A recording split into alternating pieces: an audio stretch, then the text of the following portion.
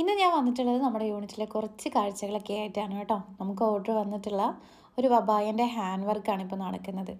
നമ്മൾ അബായക്കുള്ളത് കട്ടിങ് കഴിഞ്ഞാൽ പിന്നെ നേരെ ഹാൻഡ് വർക്കിന് പോവുക. ഹാൻഡ് വർക്ക് കഴിഞ്ഞിട്ടാണ് നമ്മളത് സ്റ്റിച്ച് ചെയ്യുള്ളൂ.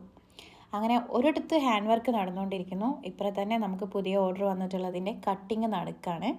കറക്റ്റായിട്ടുള്ള മെഷർമെൻ്റ് അനുസരിച്ച് മെഷീൻ വെച്ചിട്ടാണ് കേട്ടോ കട്ട് ചെയ്യുന്നത്. ആദ്യം ചൊക്കിച്ച് മാർക്ക് ചെയ്തതുപോലെ എല്ലാവർക്കും അറിയാവുന്ന കാര്യം തന്നെയാണ്, എന്നാലും ഞാൻ വെറുതെ ഒന്ന് കാട്ടി തന്നതാണ് കേട്ടോ.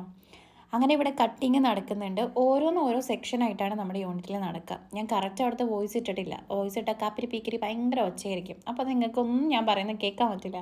അതുകൊണ്ടാണ് അതിൻ്റെ വോയിസ് ഞാൻ മ്യൂട്ട് ചെയ്തിട്ട് പറയുന്നതിൻ്റെ കാരണം.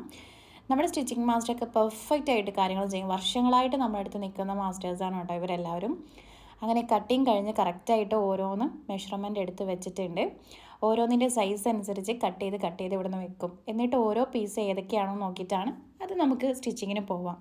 അടുത്തതായിട്ട് നമ്മുടെ ക്ലോത്തുകൾ ഇരിക്കുന്നതിൻ്റെ വീഡിയോ ആണ് കേട്ടോ. എല്ലാവരും കസ്റ്റമർ എന്നോട് കളർ ചാർട്ട് അയച്ചു കൊടുക്കുമ്പോൾ പറയും, ഈ ഒരു മാർക്ക് ചെയ്ത കളറൊന്ന് എടുത്ത് കാണിക്കാമെന്ന്.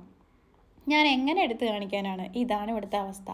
അതായത് നമ്മുടെ ചാർട്ട് വരുമ്പോൾ തന്നെ ക്ലോത്തുകളെല്ലാം വരുമ്പോൾ തന്നെ കറക്റ്റായിട്ട് സൺലൈറ്റിൽ വെച്ചിട്ടാണ് നമ്മൾ ഫോട്ടോ എടുക്കുക. ആ ഒരു കളർ ചാർട്ടാണ് നമ്മുടെ കസ്റ്റമേഴ്സ് കളർ ചാർട്ട് ചോദിക്കുമ്പോൾ ഞാൻ കൊടുക്കുന്നത്. അപ്പോൾ അതിൽ ഓരോന്നും മാർക്ക് ചെയ്തിട്ട് ഈ കളറൊന്ന് എടുത്ത് കാണിക്കാമോ എന്ന് പറഞ്ഞു കഴിഞ്ഞാൽ അത് നമുക്ക് ഭയങ്കര ഡിഫിക്കൽട്ടാണ്. കാരണം ഓരോ കസ്റ്റമറിന് അങ്ങനെ എടുത്ത് നമുക്ക് കാണിക്കൽ പോസിബിൾ അല്ല. അത് ഞാൻ അങ്ങനെ കസ്റ്റമറോട് പറയുമ്പോൾ അവർ ചോദിക്കും, ആ ഒരു ക്ലോത്തിൻ്റെ ഫോട്ടോ അയക്കാൻ എന്താ ഇത്ര ബുദ്ധിമുട്ടെന്ന്. അപ്പോൾ അതുകൊണ്ടാണ് ഞാൻ ആ യൂണിറ്റിൻ്റെ ക്ലോത്ത് ഇരിക്കുന്ന വീഡിയോസ് കാണിച്ചു തന്നതിൻ്റെ റീസൺ. ഇപ്പോൾ ഇവിടെ നമുക്കിന്ന് ഇൻ്റർനാഷണൽ ഓർഡേഴ്സ് ഡിസ്പാച്ച് ചെയ്യാനുണ്ട്. അപ്പോൾ അതിൻ്റെ പാക്കിംഗ് ആണ് നടക്കുക. ഓൾറെഡി ഫൈനലായിട്ട് 2-3 പ്രാവശ്യം ചെക്ക് ചെയ്തതാണ് നമ്മളിപ്പോൾ ഈ പാക്ക് ചെയ്തുകൊണ്ടിരിക്കുന്നത്. ഇനി അത് കറക്റ്റായിട്ട് അഡ്രസ്സ് കാര്യങ്ങളൊക്കെ പാക്ക് ചെയ്തിട്ട് അയച്ചാൽ മതി. ഇതിൻ്റെ വീഡിയോ ഒരു ദിവസം ഞാൻ കാണിക്കുന്നുണ്ട് കേട്ടോ.